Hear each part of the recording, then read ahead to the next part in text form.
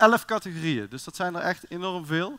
En de eerste die we gaan zien is het sporttalent.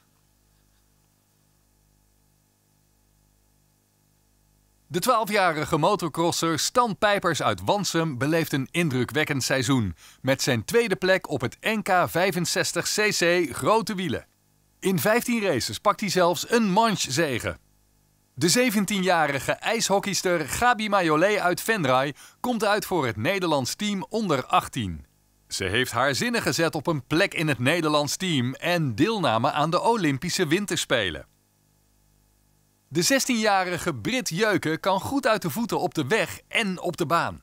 Op het NK Derny in Sportpaleis Alkmaar wint ze recentelijk de nationale titel bij de junioren. De 13-jarige tennisser Sepp Hoele is een veelbelovend talent bij TC Venray. Met 4 toernooizeges, kampioenstitels in de eerste klasse en hoofdklassefinales laat hij zien dat er veel van hem verwacht mag worden. De 17-jarige korfbalster Anne Lutters speelt voor Oranje-Wit uit Leunen. Ze bewijst zich al op jonge leeftijd in de topklasse, het hoogste niveau in het dameskorfbal. Ze wordt in 2024 geselecteerd voor RTC Oost, waar ze zich verder ontwikkelt in het gemengde korfbal. De 16-jarige handboogschutter Chris van de Munkhof uit Veulen maakt dit jaar deel uit van Team Jong Oranje Dames Recurve onder 18. Met overwinningen en podiumplaatsen in de nationale outdoor-competitie en een derde plek op het NK Indoor maakt ze veel indruk. De 12-jarige tafeltennister Mila Larmené uit Venray grossiert in eremetaal. Limburgs kampioen enkel- en dubbelspel, derde op het NK enkel en tweede in het dubbelspel. Haar internationale ervaring in Frankrijk en Slovenië laat zien dat ze klaar is voor het grote werk. De 17-jarige voetbalster Kiki Scholte uit Leunen maakt bij Borussia Mönchengladbach haar debuut in het eerste elftal, in de tweede Bundesliga. Haar talent wordt ook in Nederland erkend en beloond met de selectie voor het Oranje onder 17. Het talent van het jaar is Gabi Majolet. Ja, Gabi Majolet. Kom maar naar voren.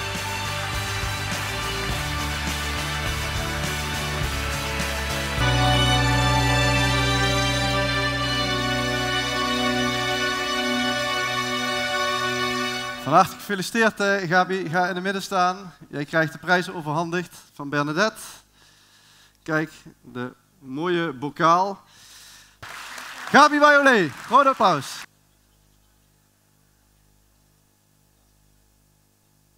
De eerste categorie die wij gaan doen is cultureel organisatorisch. En daar gaan we nu even naar kijken.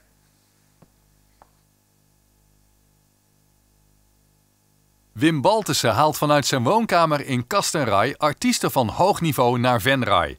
Met zijn liefde voor muziek heeft hij met de muzikale huiskamer misschien wel het kleinste podium van de regio gecreëerd, waar grote namen in een intieme sfeer optreden. Mark Gommans zet zich ieder jaar vol energie in voor de Venrayse editie van de Landelijke Popronde. Dankzij zijn inzet trekken de Venrayse podia jaarlijks publiek van binnen en buiten de regio. Waarom zijn er in Venray zo weinig feesten voor jongeren van 16 jaar en ouder? Met die vraag in gedachten besloten een paar vrienden zelf de handen uit de mouwen te steken. Het resultaat? Lumos, een muziekinitiatief voor en door de Venrayse jeugd, waar deze leeftijdsgroep eindelijk een eigen plek heeft om te feesten. En deze award gaat uitgereikt worden door Ankie Titulaar van Cultura Venray. En de winnaar van Cultuurorganisatorisch is Lumos.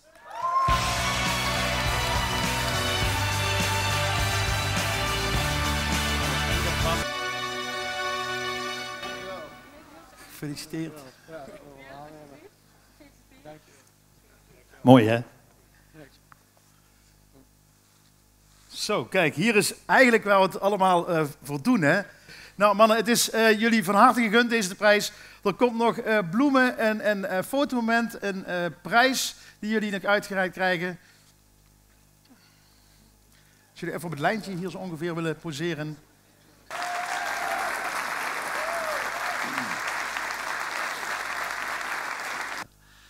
Er zijn 3 mannen genomineerd vanavond voor dit jaar, voor 2024, voor sportcoach van het jaar. We gaan nu kijken welke 3 dat zijn. Wim Jacobs organiseert als keeperstrainer trainingen bij verschillende voetbalverenigingen. Met zijn ervaring weet hij kennis en kunde over te brengen op de jonge keepers. Ron van der Hof is coach bij de Canadese Handboogbond. Hij behaalt successen met de mannen en dames van het archery team in Canada. In Canada wordt hij verkozen tot handboogcoach van het jaar. Don Mulders is als tennisleraar bijna 30 jaar verbonden geweest aan TC Rode in Venray. Hij neemt in 2024 afscheid van de club, waar hij heel veel heeft betekend voor de jeugd binnen de vereniging. Dan kunt u de envelop openmaken en dan gaan we kijken wie de coach van het jaar is. Wim Jacobs, Ron van der Hof of Don Mulders. Don Mulders. Don Mulders!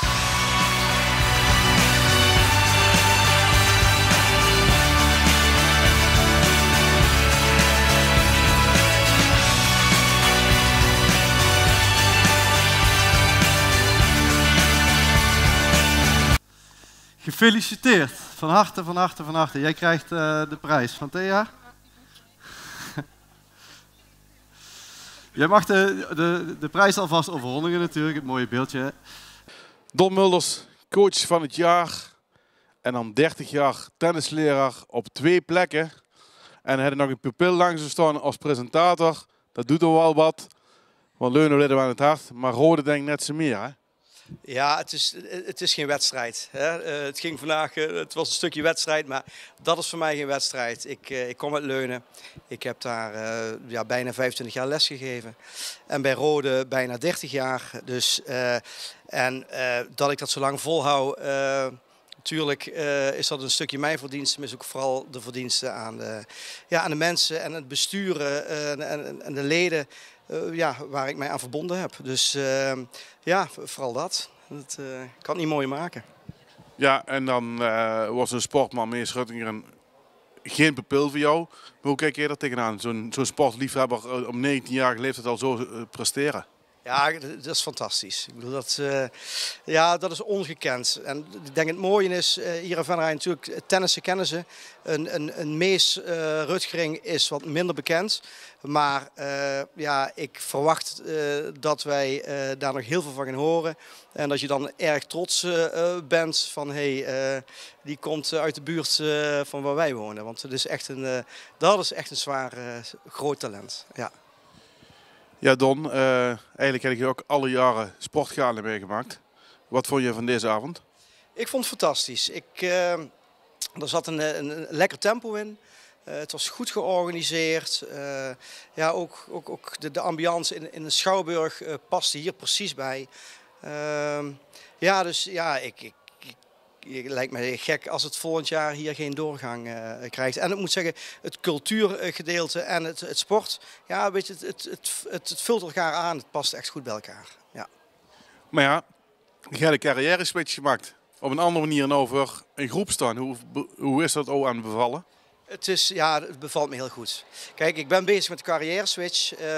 Ik volg een opleiding, deeltijd PABO. Ik moet nog 1,5 jaar, of ik mag nog 1,5 jaar naar school. Maar ik ben wel 4 maanden geleden begonnen in Leunen op de Meent als onderwijsassistent. Waar ik heel blij mee ben. Ik kan hier ervaringen opdoen. Het is een heel fijn team waar ik zit. Ja, en ik zit ineens in een team. Dat ben ik niet gewend.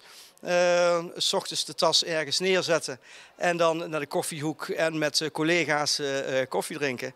Het bevalt mij heel goed. Dus tot mijn laatste les die ik gegeven heb op tennisbaan, heb ik dat met alle plezier gedaan. En ik rol zo van het een en het ander, wat ik ook weer met ontzettend veel plezier ga doen. En ik hoop nog heel lang. Ja. Van het gravel de schoolklas in.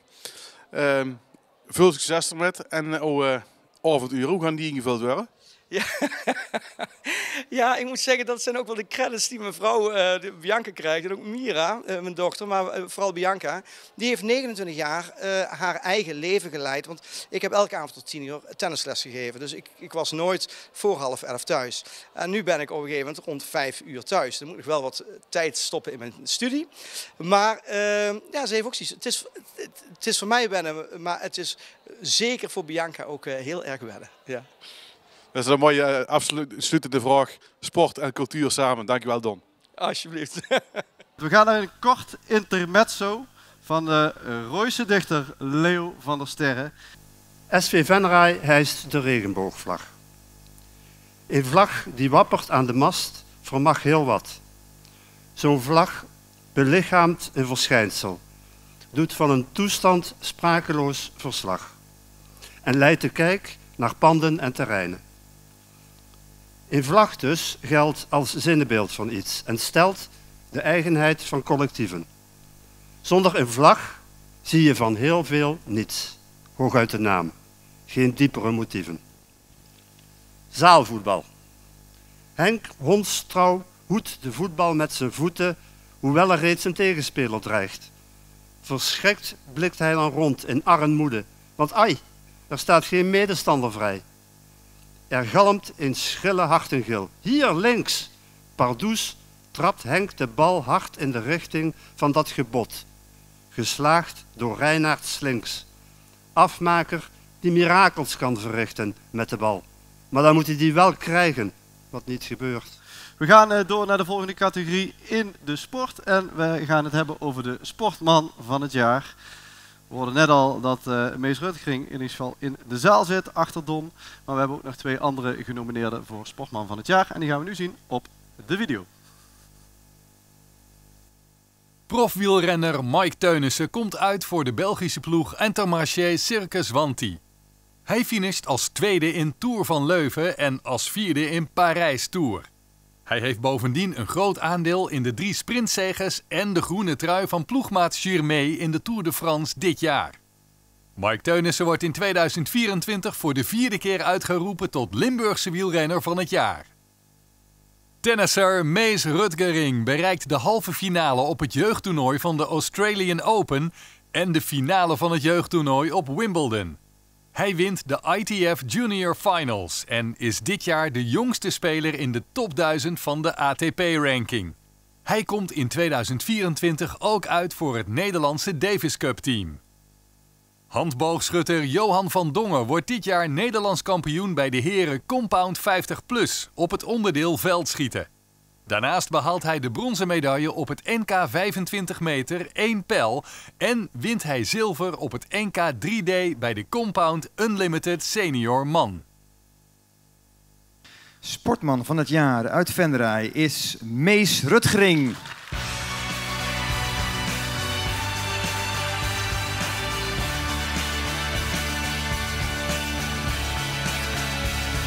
Mees, gefeliciteerd.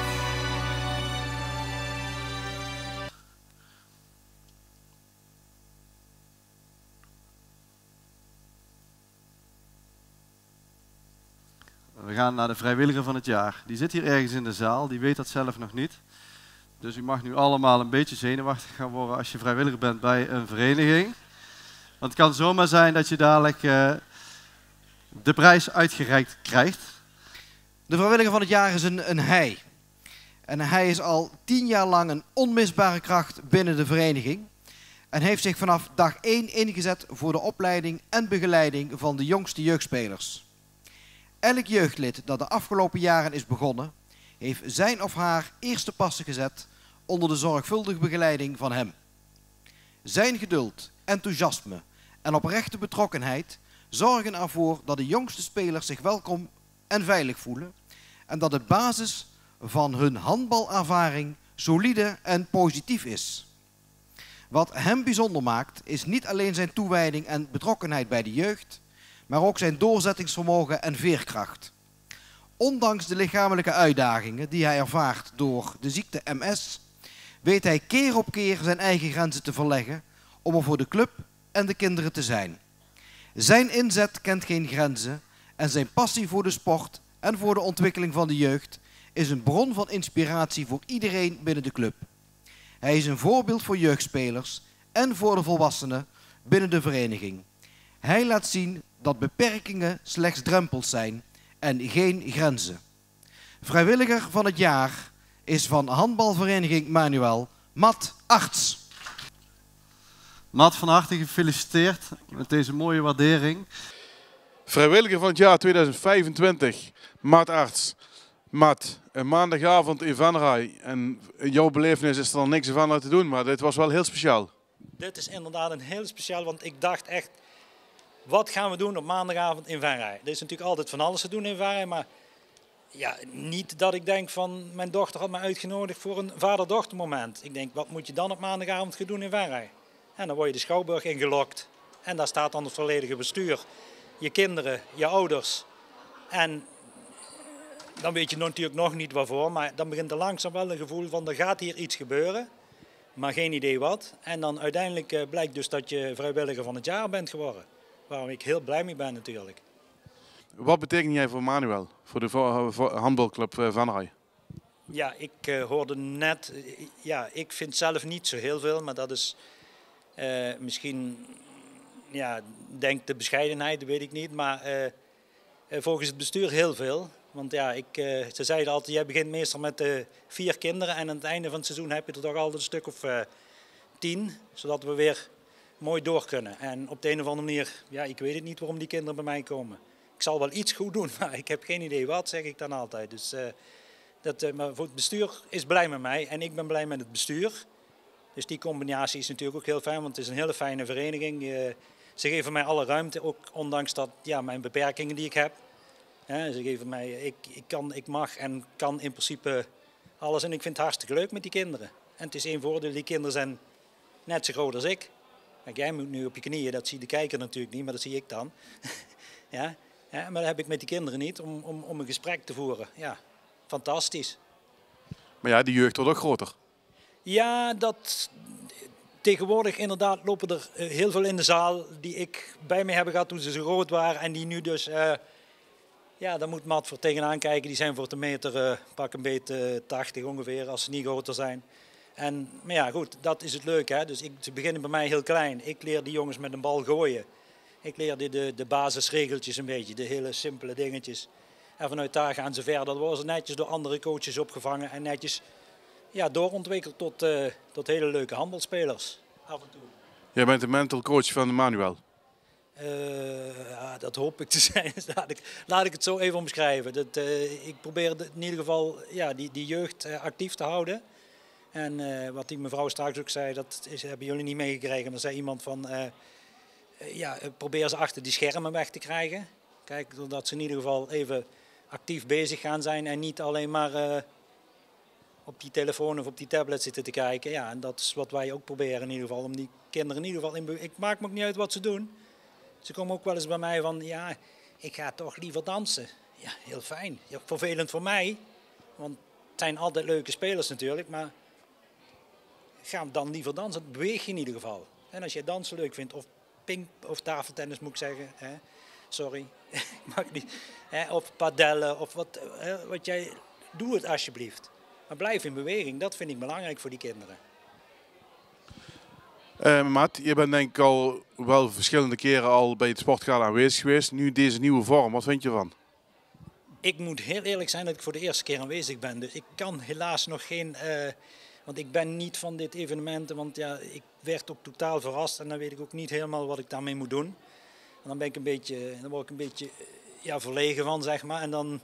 En ik ben niet zo van die gala dingen. En het hoeft allemaal voor mij niet. Ik doe het liefst gewoon met die kinderen. Laat mij maar met die kinderen aan de gang gaan. Zo spelen met die kinderen, handballen met die kinderen. Helemaal prima.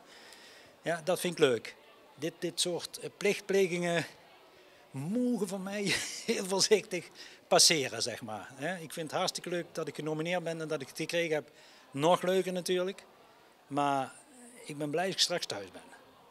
Dan zou ik zeggen, nogmaals van harte gefeliciteerd en geniet nogmaals van deze mooie onderscheiding, prijs, hoe je het maar wil omschrijven. Ja, dankjewel en hetzelfde. Dankjewel. Oké, graag gedaan. Daarvoor gaan we ook naar de volgende categorie, dat is cultureel uitvoerend. We hebben weer een aantal genomineerden voor u in een filmpje gezet. We gaan ze zien.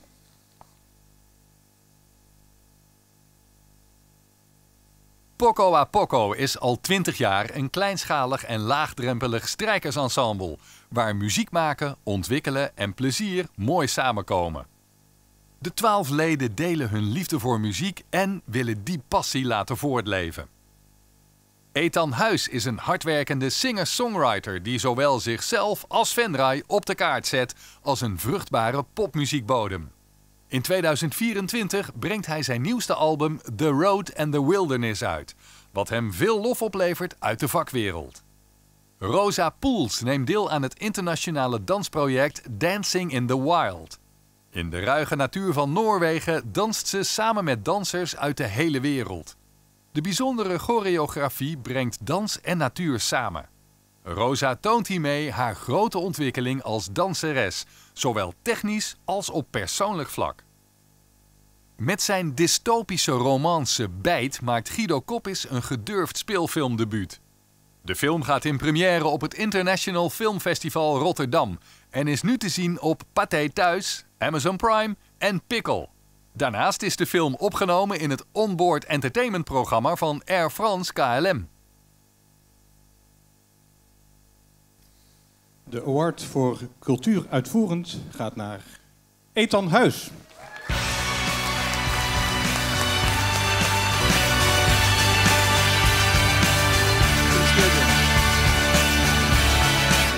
Nou Ethan, daar sta je dan. Daar sta ik dan, ja. Van harte gefeliciteerd. Nogmaals, van harte gefeliciteerd. Je krijgt nog bloemen en een cheque en een foto wordt er natuurlijk gemaakt. Dames en heren, Ethan Huis.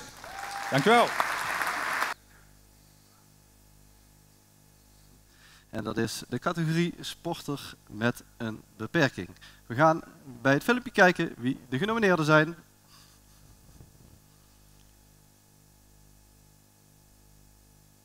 Judoka Ifeanyi Ogoyifor bereidt zich tijdens een trainingskamp in Japan voor op het seizoen. Hij wordt in 2024 kampioen in Frankrijk en Engeland. Hij wint verschillende internationale toernooien in België en Duitsland. Op 21 november 2024 wordt hij gekroond tot Europees kampioen. Ook judoka Jurgen van der Heijden gaat op trainingskamp naar Japan. Hij kan in 2024 alleen deelnemen aan de Europese kampioenschappen. En dat doet hij wel met groot succes. Hij wint de Europese titel. Verrassing, sporter met een beperking, Jurgen van der Heijden. Ja.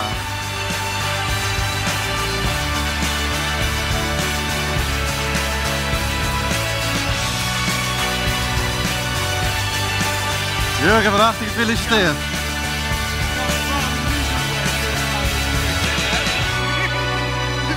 Geef hem een groot applaus. Jurgen. Jurgen, jij mag even met Rudy op de foto. En de bloemen en de cheque komen van de dames.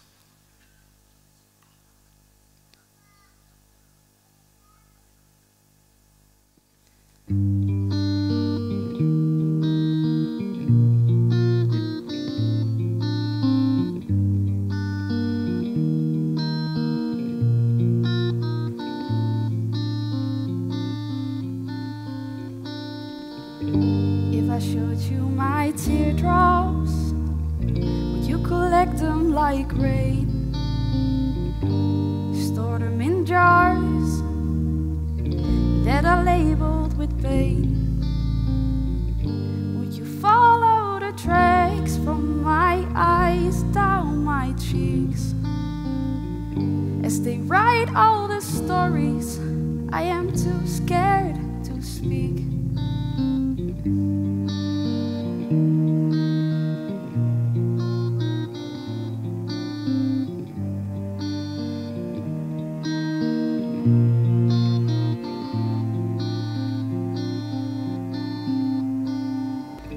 If I showed you my teardrops, would you show me your own? Even though we feel lonely, we'll never be alone.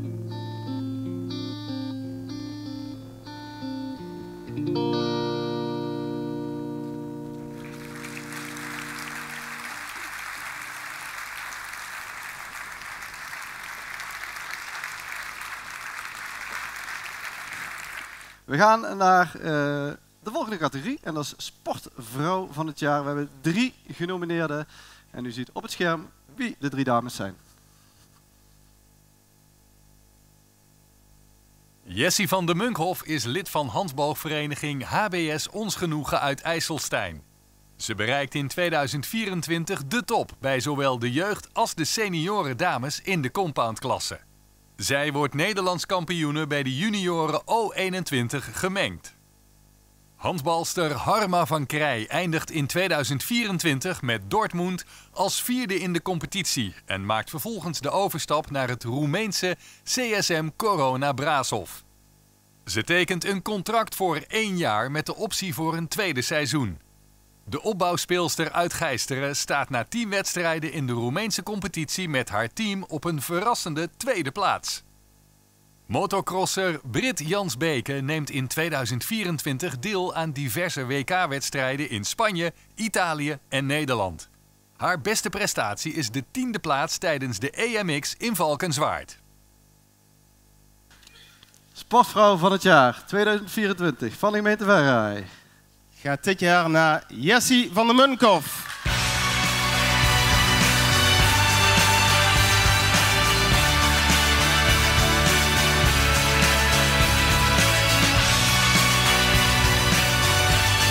Gefeliciteerd Jessie, kom hier in het midden staan. Jij krijgt van Bart, je mag hem ook direct overhandigen Bart, de prijs die heb je in de hand. Of wou je hem zelf meenemen? Dat dacht ik al. Kom een beetje naar voren Jessie, het is jouw moment. Geef een groot applaus. Sportvrouw van het jaar. De bloemen en de oorkonden die komen eraan. En de foto natuurlijk. Bart Baken, een van de uitreikers van de prijzen. Maar Bart, je bent ook ondersteuner om dit Sportgala Cultuur Awards 2024 mede te ondersteunen. Het Sport Cultuur Award, het gala, een prachtig initiatief. Zelf draag ik de sport een warm hart toe. De sport ligt meer aan mijn hart als een stukje cultuur. Ondanks dat dat ook een ontzettend mooi gebied is. Sport, topsport. Eigenlijk maakt het voor mij ook niet zoveel uit of dat het de sportvrouw, de sportman, de sportploeg, sporter met een beperking. Het is gewoon ontzettend mooi als je ziet hoeveel tijd en energie en kracht erin wordt gestopt. Als ik toch een steentje in bij kan dragen. Op wat voor manier dan ook. Ja, het echt zien waardering. Ontzettend veel respect voor. Jaap haalde het ook al aan. De spieren hebben af en toe ook goede ontspanning nodig. En daar werd je er gehoord met. Ja, dat klopt. Het is niet alleen sportmassage wat ik in mijn praktijk doe. Daar ben ik wel mee begonnen. Maar topsport vergt ontzettend veel van uw lichaam. Zowel geestelijk, fysiek, mentaal. Met het fysieke stukje, daar kan ik mensen met op weg helpen. Ik kan zorgen dat spieren sneller herstellen. Klachten die gaan ontstaan, kan ik weghalen. En je kunt niet alles weghalen, maar je kunt wel zorgen dat mensen kunnen blijven sporten, kunnen blijven trainen. En daarmee kunnen proberen hun droom te verwezenlijken. En als je dan de winnaar van de G-sporter moet geloven, dan zit er misschien nog wel een reisje naar Australië aan. Of hoe zat dat eigenlijk? Ja, alleen al het enthousiasme van Jurgen. Ik vond het prachtig om te zien. Ik heb veel winnaars vanavond op het podium gezien.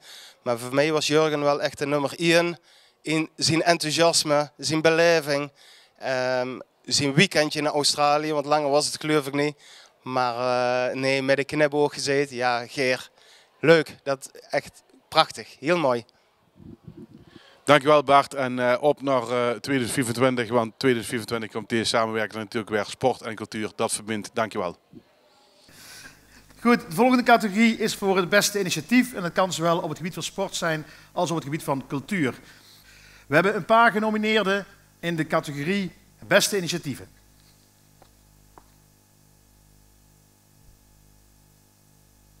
Rudy Verhagen neemt met Sportinstituut Verhagen het initiatief om het EK en WK voor judoka's met een beperking naar Venray te halen. Hij zet daarmee Venray op de internationale kaart en draagt bij aan het kunnen meedoen van sporters met een beperking. Muziekvereniging SMT Oostrum organiseert het muziekevenement SMT Rocks. Dit innovatieve evenement brengt de traditionele klanken van harmoniemuziek samen met de rauwe energie van rockmuziek in een unieke samenwerking met rockband We Are The Message. SMT Oostrum laat zien hoe je met lef en creativiteit een nieuwe weg in kunt slaan, de kracht van muziek kunt vieren en tegelijkertijd nieuwe doelgroepen kunt aanspreken. De zorggroep kunstenares Jacqueline Hansen en bewoners uit de wijk realiseren met project Hou Vast in een bijzondere creatieve samenwerking een mooie ontmoetingsplek bij het Vincentiushof in Venray. Dat is een zorginstelling voor bewoners met dementie. Het team van Dizzy Dance uit Venray ontwikkelt samen met haar dansers het project Together. Een voorstelling die in 2024 in première gaat. Deze voorstelling ontstaat vanuit gesprekken over mentale problemen waar veel jongeren mee te maken hebben. Door dans in te zetten als middel om emoties te uiten en te ontladen, wordt verbinding gecreëerd en het mentaal welzijn versterkt. Het project benadrukt hoe dans kan bijdragen aan het verbeteren van het mentale welzijn van jongeren.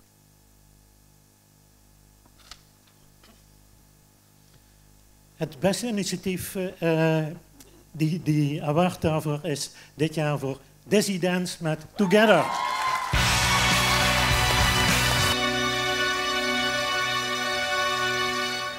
Ze zaten even helemaal achter in de zaal verstopt. We mochten maar met z'n tweeën komen. Maar... Ja, als je tegen mensen zegt, je mag maar met z'n tweeën komen, dan komen ze met z'n allen. Maar dat doe je goed. Ja, kom er gezellig bij. Nou, dat geeft niet. Oh, je hebt een dansblessure, denk ik, of zo. Ja. Er komen nog bloemen en er komt nog een cheque en het beeldje wat Martin in handen heeft. Mag iemand van jullie in ontvangst nemen? Oh. En we hebben dat genoemd de Lifetime Achievement Award. Dat is een mooie, lange Engelse term voor wat heb ik toch veel gedaan in je leven. Zoiets is het ongeveer. Maar het klinkt mooier, hè? De Lifetime Achievement Awards. We gaan kijken naar de genomineerden.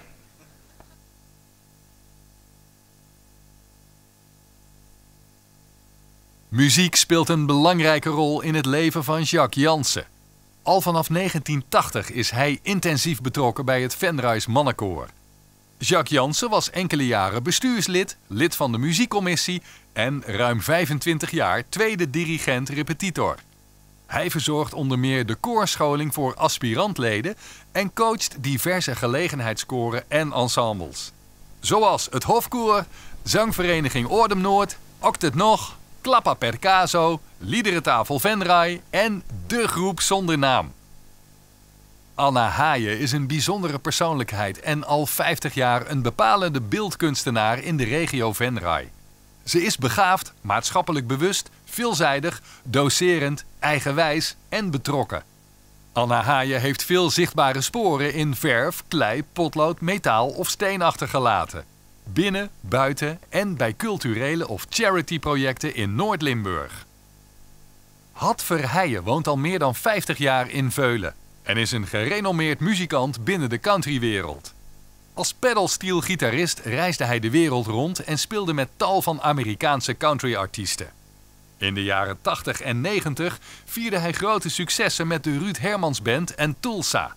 Een hoogtepunt in zijn carrière was zijn optreden in het Wembley Stadium in Londen, samen met legendarische artiesten als Johnny Cash, June Carter, Jerry Lee Lewis en Tammy Wynette.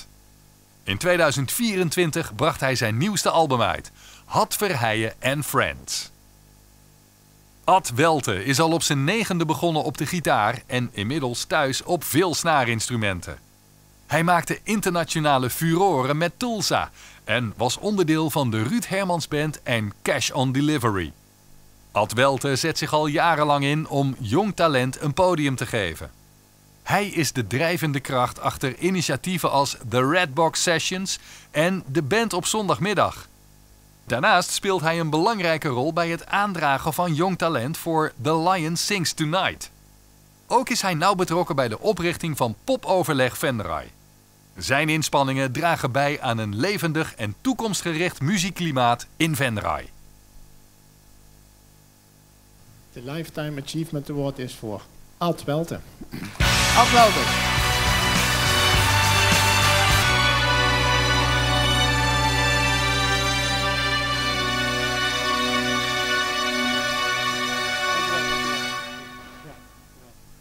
Ad, van harte gefeliciteerd met deze mooie, wat heb je toch veel gedaan, jongen, award. Ja, dankjewel. En geniet ervan, zou ik zeggen. Er komen nog bloemen en een cheque en een foto natuurlijk.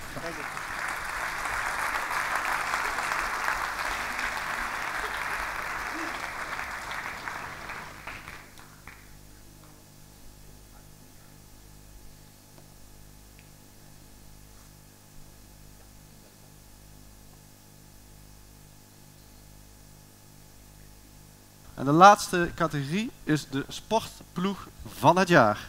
We hebben wederom 3 genomineerden en die ziet u nu op het filmpje. De korfbalsters van de Pilkorf 1 worden in 2024 kampioen in de hoofdklasse A van de zaalcompetitie. Ook in de veldcompetitie pakken ze de titel.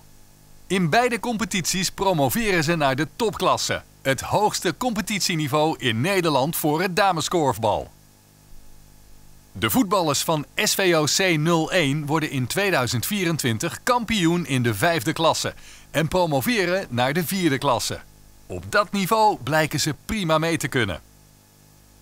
De dames van volleybalvereniging Active Roy pakken in 2024 de titel in de 2e klasse. Nou, dan gaat hij dan. Sportploeg van het jaar in de gemeente Venray van 2025 is de Pilkorf 1.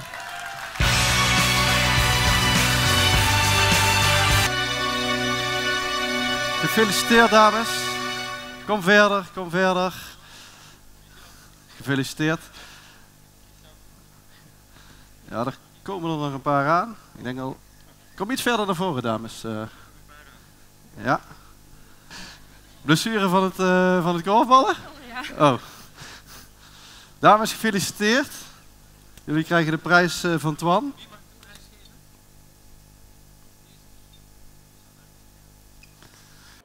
Sportploeg 2024, de Pilkorf uit IJsselstein. Ja, Pilkorf en Sportgala, IJsselstein en Sportgala. Dat is bijna 1 en 1 is 2, hè? Ja, gelukkig wel. Pilkorf 1 is genomineerd. Maken jullie dan een snel kans altijd als winnaar? In principe verwachten we dat natuurlijk niet. Het is al een hele eer dat wij genomineerd zijn. We hebben vorig jaar natuurlijk ook wel een hele mooie prestatie neergezet als team. 2 keer promotie, ook denk ik ook wel tegen de verwachtingen misschien wel in. En dan dit jaar in de topklasse, ja, blijft altijd lastig. En er zijn natuurlijk ook andere goed genomineerden. Maar ja, het is mooi dat wij hier mogen staan en dat wij die prijs pakken. 2024, ja, verandering van trainer. Jij bent wel degene die het succes in de wacht heeft gesleept voor de dames. Wat is de kracht van de dames, van dit team? De kracht, echt het collectief. We hebben niet echt sterspelers. Dus wij verdelen de last ook over elke speler. Ieder zijn kwaliteiten. En per wedstrijd verschilt het. Dus we moeten ook gewoon heel hard trainen om onze kwaliteiten op een bepaald niveau te brengen. En dat heeft ons afgelopen seizoen successen gebracht. Dus 2 keer promotie naar de topklasse. Ja. Volgend seizoen, komend seizoen 2025, hoe staat het ervoor met de eerste? Ja, momenteel spelen we dus in de topklasse, dus wij proberen eigenlijk te handhaven. We zitten nu bijna op de helft van het binnenseizoen. We draaien onderaan mee met ploegen die onderaan in staan. In principe zijn er kansen. We staan momenteel op 4 punten. Er staat nog 1 ploeg onder ons en er zijn meerdere ploegen die met ons 4 punten hebben. Dus het is... Elke wedstrijd zijn belangrijke punten. En de kansen zijn er om te handhaven. Alleen ja, we moeten de eerste wedstrijden zien te winnen voordat we daar in de topklasse kunnen blijven staan. De wedstrijden die jullie maken, spelen, zijn ook veel in de regio of is het toch ook landelijk?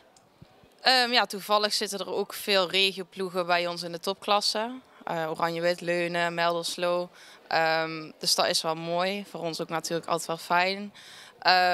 En ja, er zitten meer ploegen ook een uurtje rijden, maar het is niet mega ver weg. Het team, volgend jaar staan jullie hier weer? Dat zou mooi zijn. Ik denk alleen dat wij dit jaar niet de beste prestatie neer gaan zetten van iedereen. We hopen gewoon op handhaving. Dus Misschien over 2 jaar of 3 jaar. Kan niet elke keer volgeloos zijn. Dankjewel voor jullie reactie. Geen probleem, dankjewel. Sweet dreams are made of this. Who am I to disagree? Travel the world in the 7 seas. Everybody's looking for something. Brendan Rijsdijk, voorzitter van het Sport Awards Venray 2024. Ja, een hele mond vol. Maar de eerste keer in deze hoedanigheid. Brendan, hoe kijk je terug op deze eerste editie? Ja, heel erg trots. We zijn blij dat het zo goed gegaan is dit jaar weer. Vorig jaar hadden we natuurlijk het sportgala met het thema cultuur georganiseerd. Dus we waren al een beetje schoorvoetend met elkaar in contact. En dit jaar hebben we voor het eerst de Sport en Cultuur Awards Venray georganiseerd. En we kunnen terugkijken op een zeer succesvol en fantastisch evenement. Ik kreeg het draaiboek onder ogen en ik dacht van dat wordt een marathonwedstrijd die er hier gemaakt wordt. Maar wel op een leuke, spontane manier door die 2 presentatoren. Ja, vond ik ook. Ik vond het echt heel goed gesmeerd gaan. Van tevoren hebben we natuurlijk een plan gemaakt. We wilden ook niet een te lange zit van maken. En ook een beetje afwisseling hebben tussen sport, cultuur en de uitreiking en de culturele uitspattingen. En dat is eigenlijk heel erg goed gegaan. En dan de winnaars. Allemaal op het podium op het eind. Maar ze kwamen 1 voor 1 van jeugd tot ouderen naar voren toe. Had je daar zelf een aantal favorieten bij uiteindelijk die daar op het podium kwamen? De G-sport dan toch speciaal, blijft altijd een speciale categorie, hè? Ja, dat is fantastisch ook hoe enthousiast die gasten zijn en hoe eerlijk en leuk hoe die reageren. Ja, persoonlijke favorieten, ja, dat mag ik natuurlijk niet zeggen, maar ik ben zelf ook een tennisspeler en ik vond de tennis goed aan bod gekomen waren. Ja, we mogen heel trots zijn op zo'n Mees Rutgering dat hij op dit presteert. Maar ook eigenlijk alle andere sporters en alle cultuuruitvoerenden hebben natuurlijk hartstikke mooie dingen neergezet. En het gaat niet alleen over die prestaties, maar het gaat erom dat ze een platform hebben en hopelijk een inspiratiebron zijn, ook voor andere jeugd of andere talenten of andere mensen die ook hartstikke mooie dingen kunnen. En dan een sportgala en cultuur bij elkaar gebracht vorig jaar, de eerste keer aan Ruiken. Was dat er heel snel tot elkaar dat het wel één kon zijn? Ja, je ziet dat er heel veel overlap is tussen sport en cultuur. We hebben dezelfde dingen die we meemaken, dezelfde problemen waar we een beetje mee kampen. Maar ook we kunnen elkaar versterken, vooral ook in Venray, maar ook eigenlijk in heel Nederland en over de hele wereld. Dus krachtenbundeling ben ik wel een groot voorstander van. En dat kan sport en cultuur heel goed samen. En ja, het weer een mooi omschreven vanavond. De cement die is echt gelegd bij de sport en cultuur. Uitkijken naar de toekomst. Hoe kijkt dan de voorzitter vooruit naar 2025 misschien al? Nou, ik hoop in ieder geval dat er geen btw geheft wordt van 21% op sport en cultuur. Ik hoop dat er genoeg mensen gestimuleerd worden om vrijwillig te kunnen zijn bij sport en cultuur. Evenementen, verenigingen, stichtingen, maakt niet uit. Dus ik zie wel veel potentieel in Venray. Niet alleen in Venray, maar laten we even over Venray hebben nu.